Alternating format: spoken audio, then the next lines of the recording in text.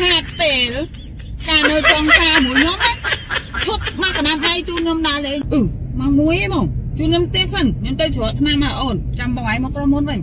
តោះអេបងត្រូវចូលក្រុមហ៊ុនយកឯកសារយកអីញ៉ៃឯកសារអីនោះហើយចាំលើចាំចូលក្រុមហ៊ុនហើយចាំបងឯងជិះម៉ូតូបុកលើបងទៅផ្ទះចកឆ្នាំមួយចាំជិះវិញមកបងប្អូននៅអូហ្វេហើយថៃគាត់ជូនខ្ញុំទៅប្លែថៃវាជើបត់ឡានញ៉ៃវាខាតពេលណាអូនខាតពេល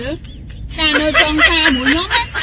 ឈប់មកកណ្ដាលដៃជូនខ្ញុំដើរលេងមិនខាតពេលឥឡូវអីសិតឲ្យខ្ញុំជិះម៉ូតូពីមុនអីណាខ្លាចឯងស្បែកខ្មៅសិតមកជូនឯងមកផ្ទះដល់ឥឡូវមិនបងឯងទៅយករឿង10ឆ្នាំមុនមកខ្លាចមិនទៀតហើយខ្លាចមែនហ្មងតែឯងកូនពីរមកធ្វើអីអូនពីរវិញគេមិនហ្នឹងឯងជិះម៉ូតូ